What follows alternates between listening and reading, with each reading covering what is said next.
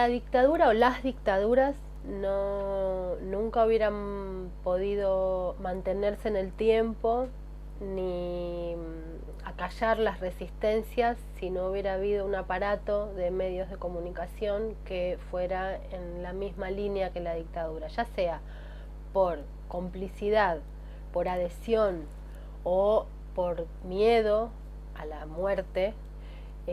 Por el motivo que sea, lo cierto es que este silencio de los medios de comunicación respecto de lo que estaba pasando colaboraron con la dictadura de modo directo, esto en un amplio sentido. Después en la Argentina puntualmente tenemos casos específicos, como puede ser el de los diarios La Nación, La Razón y Clarín, que además de este silencio o esta complicidad que tuvieron los medios de comunicación en el 90% de los casos con la dictadura y con el terrorismo de Estado, además en este caso, como digo, fueron socios de la dictadura en la adquisición de la empresa Papel Prensa, que es el monopolio de papel a partir del cual se pueden imprimir los diarios en la Argentina, con lo cual acá hay una responsabilidad aún mayor. Es muy importante que las sociedades discutan sus medios de comunicación. Primero, porque las sociedades tienen que discutir todo. El sistema político, sus dirigentes empresariales, los sindicatos, los actores, los medios también de comunicación. Es decir, una sociedad tiene que discutirse a sí misma todo el tiempo, siempre. Pero además, los medios de comunicación es el lugar a través del cual nuestras cabezas se ponen en funcionamiento muchas veces. Es nuestra primera ventana al mundo. Entonces, si nosotros no discutimos esa ventana, queda estática y los dueños de esa ventana son los medios de comunicación y no nosotros. Y en el caso de la dictadura es porque hemos podido juzgar a los militares, estamos empezando a juzgar a los civiles, hemos podido discutir el rol de la iglesia, hemos podido crear nuevas fuerzas armadas y recién ahora ya estamos empezando con muchísimas dificultades a discutir los medios de comunicación, que fueron los que pusieron palabra a esa dictadura. O sea que es fundamental que una sociedad discuta sus medios de comunicación. A fines de los 50 y luego en los 60 hubo un intento en la Argentina de tener una empresa propia de fabricación de papel. ¿Para qué? Para que los medios gráficos de la Argentina dejaran de importar a valores altísimos y que pudieran tener su propia empresa para fabricar papel propio en la Argentina para todos los diarios de la Argentina. La iniciativa es más que loable, porque aparte es poner en funcionamiento la industria nacional. Esto por diferentes razones no pudo hacerse, hasta que en un momento hubo un intento, una especie de primer puesta en acción, de que todos los diarios de la Argentina ponían una cantidad de dinero para con eso empezar la fabricación de lo que se llamó luego papel prensa, o sea, de la fábrica de papel para diario. Se hizo con este intento, hubo una licitación no del todo clara. Lo cierto es que termina esta empresa siendo una fábrica en manos de 3 diarios: La Razón, La Nación y Clarín. Por parte de la Junta Militar hubo un ofrecimiento también al diario La Prensa para que se sumara a este emprendimiento. La Prensa no se sumó, o sea que quedó en manos de estos tres diarios, que se quedaron con la fábrica Papel Prensa. Esto hoy se está discutiendo por diferentes razones, esta apropiación. Por eso decimos esta palabra, porque es una toma de una empresa que no está aprobado, que no fue una adquisición del todo legal. En primer lugar, porque la cuestión acá es que todos los diarios pusieron dinero para esta fábrica y terminó en manos de solamente 3 diarios, con lo cual ahí ya tenemos una primera irregularidad. En segundo lugar, esta fábrica originalmente estuvo en manos de una familia que es de apellido Greiber.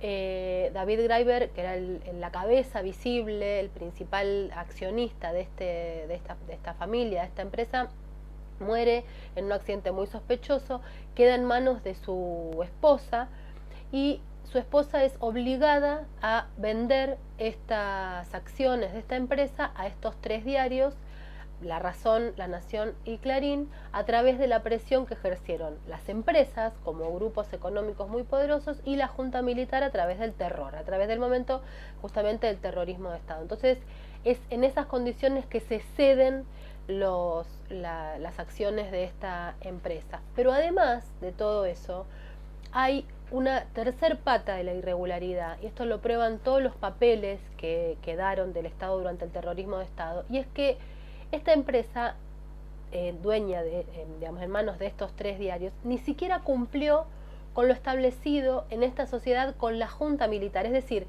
los 3 diarios pasaron por encima de todos los diarios porque se quedaron con el dinero que se había puesto originalmente para fabricar esta empresa, se quedaron con las acciones de una familia que era la propietaria legítima de esta empresa, y además se quedaron rompieron un pacto que habían hecho incluso con la junta militar. Es decir, fueron por encima de quienes ostentaban el terror máximo durante el terrorismo de Estado, lo cual nos lleva a una reflexión que en este momento de la Argentina es muy importante hacer, y es que muchas veces los civiles no fueron solamente cómplices, sino que fueron los ideólogos y más poderosos incluso que quienes ejecutaron el asesinato y la muerte. Es decir, tenemos que empezar a ver que acá hubo una sociedad, e incluso en algunos casos como en estos, con un nivel de poder mayor incluso que los dueños de la vida y la muerte. O sea, es algo muy importante para poder pensar todo el esquema que quedó de la Argentina de aquellos tiempos, incluso todavía lamentablemente hasta hoy en algunos casos. En la Argentina hubo algunos casos de resistencia. El más conocido, al que más le debemos hacer homenaje y rendir tributo permanentemente, es el Buenos Aires Herald, bajo la dirección de Robert Cox. Este diario habló del tema de los desaparecidos y además publicaba los habeas corpus. Los habeas corpus eran el modo legal de las familias de buscar a las personas que estaban desaparecidas. Este diario lo publicaba, fue el único que sistemáticamente lo hizo.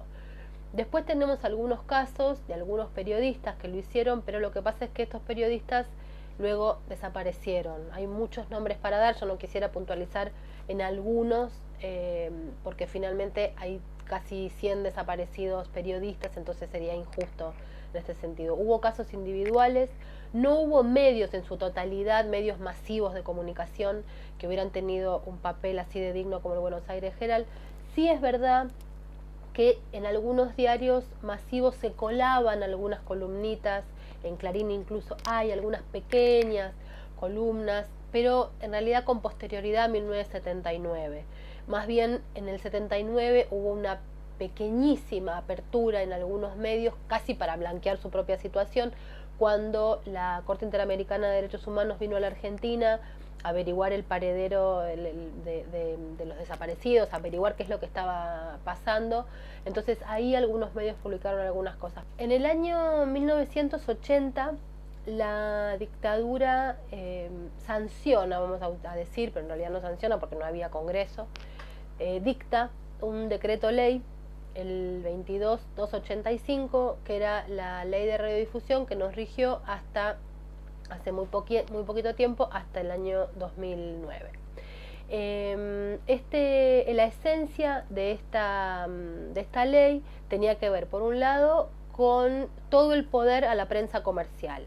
Esto respondía o seguía una tradición que había en la Argentina desde 1958, donde lo que se establece también en otra dictadura es que la prensa comercial va a tener el principal valor de los medios en la República Argentina. Es decir, casi que la única prensa va a ser la prensa con fines de lucro.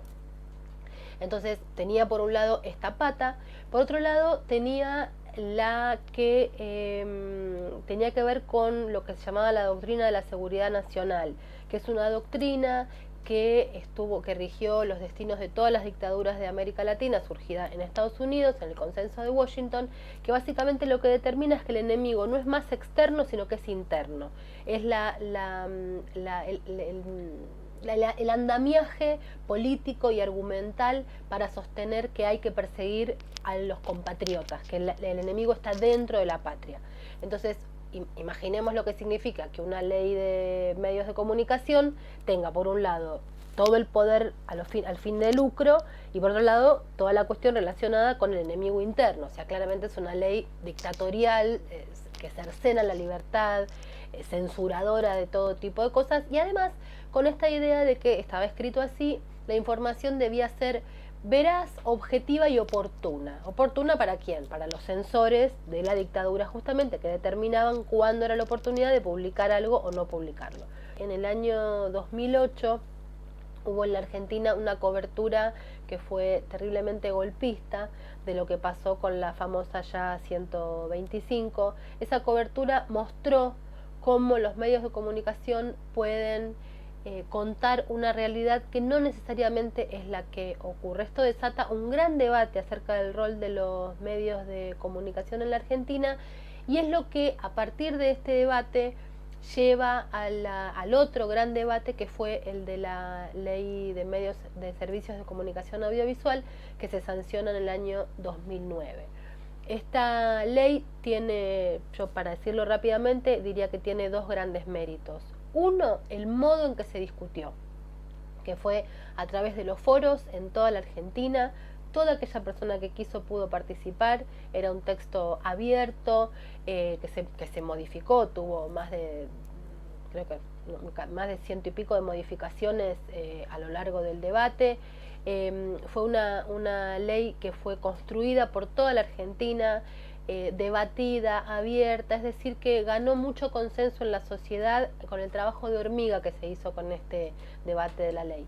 Y el otro gran mérito que tiene es que es una ley que toma lo mejor de todo el mundo, y esto es acercar a la discusión de la política con la ciudadanía. Por eso es que es una ley que ganó tanta simpatía en tantos sectores de la sociedad, porque es un texto al que cualquiera puede acceder, leerlo, entenderlo, y bueno, y obviamente después fue votado con una mayoría aplastante en la Cámara de Diputados y en el Senado. Por lo tanto es una ley, además de legal, increíblemente legítima.